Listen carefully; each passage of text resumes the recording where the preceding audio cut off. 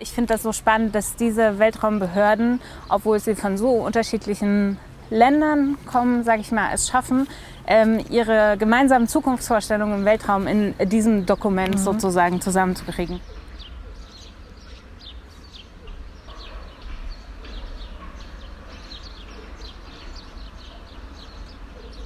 Ich interessiere mich eben für den tiefen Weltraum und den cislunaren Weltraum, das heißt für Erkundungen zum Mond und zum Mars.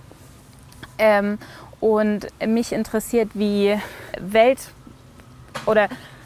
was weltpolitische Akteure für Zukunftsvorstellungen haben von einer Zukunft im Weltraum, von einem vielleicht auch menschlichen Leben im Weltraum, von permanenter Infrastruktur im Weltraum, auf dem Mond, auf dem Mars, um den Mond, um den Mars herum, und wie diese Zukunftsvorstellungen potenziell zu Kooperationen zwischen verschiedenen Akteuren führen können, von denen man jetzt in erster Linie nicht vermuten würde, dass sie kooperieren.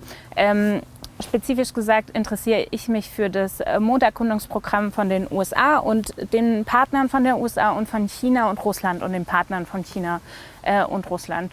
Und es gibt eine sehr starke Debatte, die sich darum dreht, dass es einen zweiten Wettlauf zum Mond gibt, wie in den 60er Jahren zwischen den USA und der Sowjetunion haben wir heute einen zweiten Wettlauf zum Mond, ein Anzeichen eines neuen Kalten Krieges zwischen den USA und China. Und in meiner Forschung möchte ich eben zeigen, dass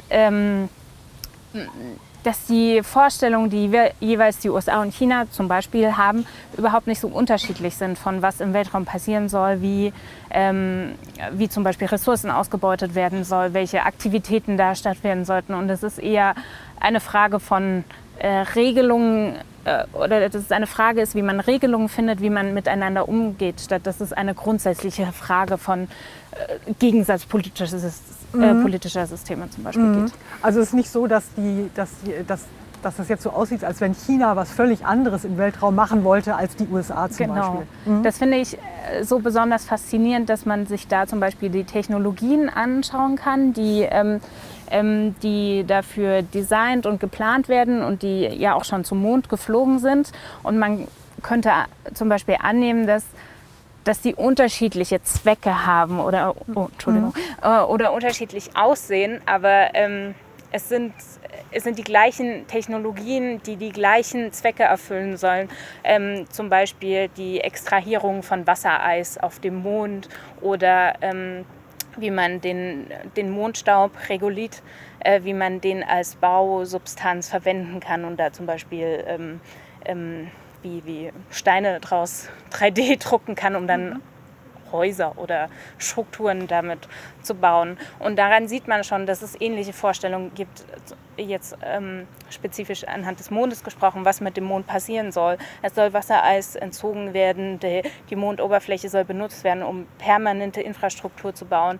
Am Ende soll irgendwie menschliche Habitation ermöglicht werden. Und das zeigt mir, dass es natürlich unterschiedliche Vorstellungen gibt, aber dass man sich grundsätzlich in einem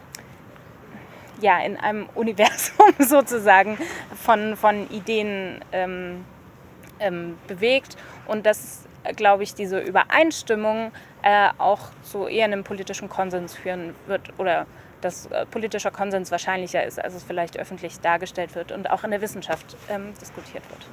Also du hattest gerade gesagt, dass die Kooperation womöglich stärker ist von den verschiedenen Akteuren als jetzt das Konfliktpotenzial im Grunde genommen, von denen, die da direkt mit dieser ganzen Mondaktion beschäftigt sind. Ja, meine Hypothese in dem Bezug ist sozusagen, dass immer wenn die Menschheit oder einige Teile der Menschheit einen wirklich neuen Raum sich aneignen oder da langsam dahin vordringen, dass da Kooperation wahrscheinlicher ist zwischen Akteuren, wo Kooperation in bestehenden Räumen eher unwahrscheinlich ist.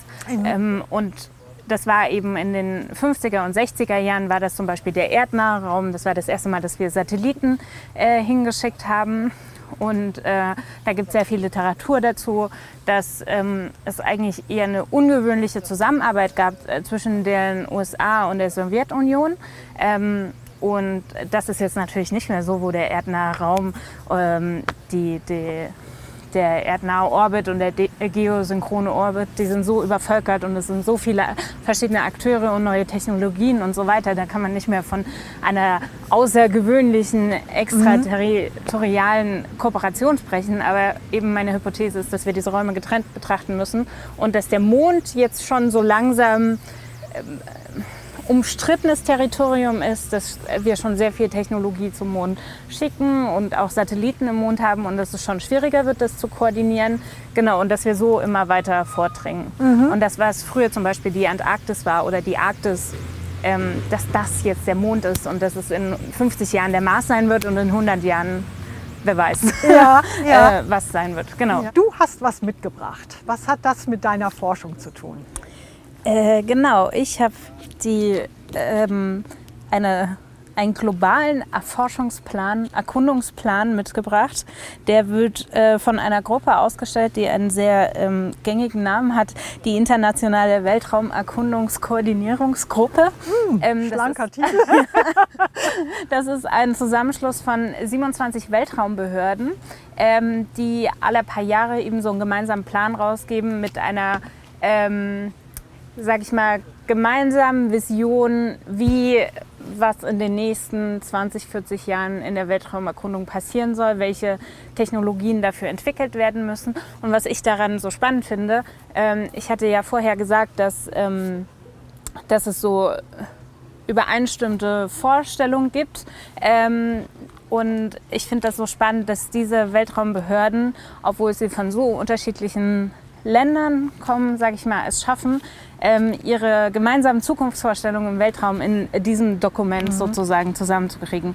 Und ich glaube, dafür ist eine Grafik besonders anschaulich, die ich dafür immer gern zeige.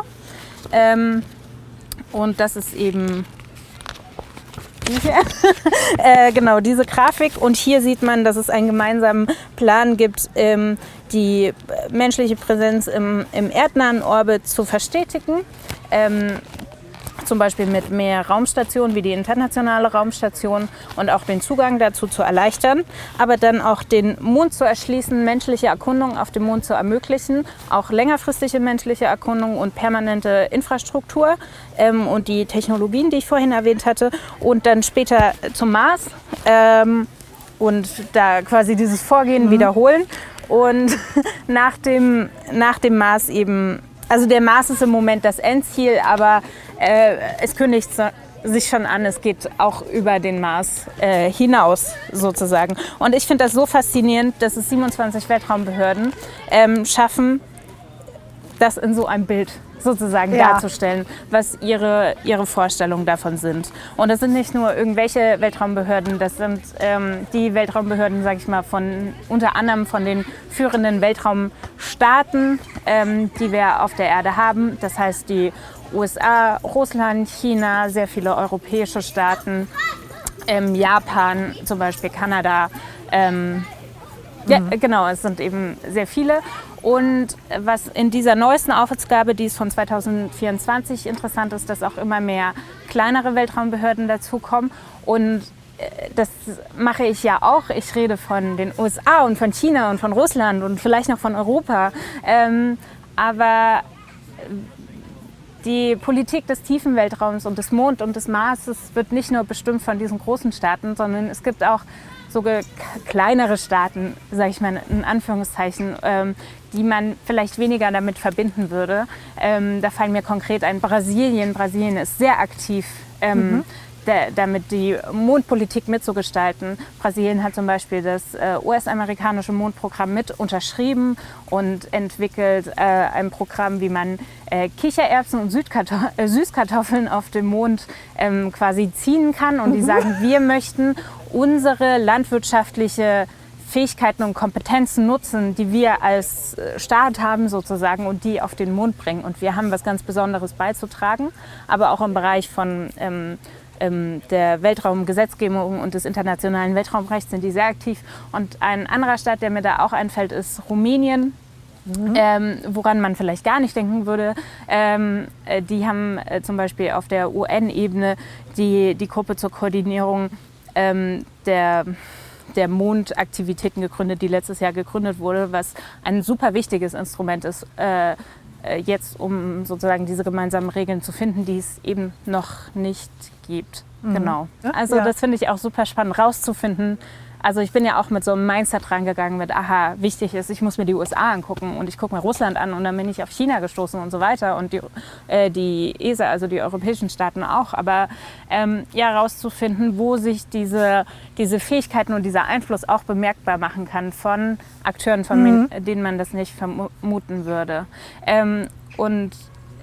Was ich dazu sagen muss, was hier nicht so gut repräsentiert ist in meinem kleinen Dokument, dass natürlich nicht nur Staaten beteiligt sind an all dem, von dem ich rede, sondern auch sehr viel wirtschaftliche Akteure, aber auch gemeinnützige Akteure, die sich sehr dafür einsetzen, dass zum Beispiel nachhaltige Regeln für die Erkundung des Mondes gefunden werden oder dass bestimmte es gibt so eine Art Bewegung, sage ich mal, die sich dafür einsetzt, dass historische Stätten auf dem Mond beschützt werden und nicht zerstört werden, wie zum Beispiel die Apollo-Landestellen. Und es wurde ja sehr viel Technik auch zurückgelassen und dass das quasi wie in einer Art Museum beschützt wird. Also das finde ich auch ganz interessant, dass da so viele Debatten damit verbunden sind, die man jetzt auf den ersten Blick gar nicht erwarten würde, wenn man nur sagt, USA versus China, wer gewinnt, sozusagen, sondern dass da 1000 kleine Diskurse darum gibt, die man irgendwie mit betrachten muss. Und wie gesagt, auch wirtschaftliche Akteure, die eine riesige Rolle spielen. Aber ich möchte auch sagen, dass aus meiner Sicht ist es nicht Elon Musk oder Jeff Bezos oder wer auch immer, der Mondpolitik gerade bestimmt. Die spielen eine große Rolle, aber ich habe schon das Gefühl, dass da staatliche Akteure gerade in diesen neuen Bereichen immer noch die größte und einflussreichste Rolle spielen. Ja. Wie bist du zu diesem Thema gekommen? Ja, sehr klischeehaft durch Star Trek tatsächlich. Ich war aber nicht seit meiner Kindheit großer Star Trek-Fan oder so. Ich habe tatsächlich sehr wenig über den Weltraum nachgedacht, bis mir während Corona sehr langweilig wurde und ich angefangen habe, alle Star Trek-Serien und Filme zu gucken, die es gibt. Genau. Und so bin ich auf das Thema Star Trek gekommen und ich habe gerade meinen Master zu Ende gemacht, während der Zeit ungefähr. Und habe natürlich überlegt, was ich als nächstes anfange mit meinem Leben. Und habe dann versucht, quasi meinen politikwissenschaftlichen Master mit meinem sowieso bestehenden Interesse für internationale Beziehungen und Weltpolitik mit meiner neu entstehenden Besessenheit vom Weltraum zu verbinden.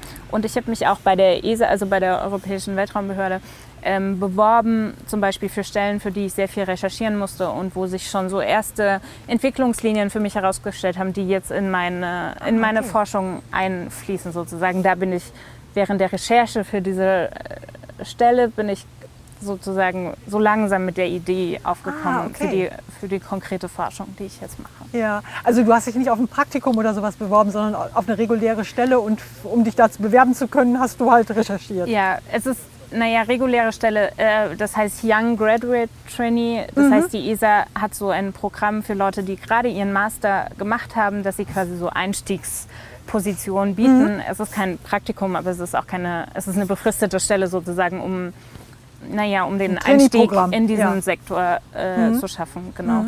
Und da habe ich mich für das Strategic Foresight Office beworben, also quasi schon so strategische Planung für die Behörde, was, wie sich jetzt im Nachhinein herausstellt, sehr vorausschauend war für das, was ich in meiner Forschung mache. Ja. Genau. Und mich da eben auch mit so Zukunftsvisionen beschäftigt.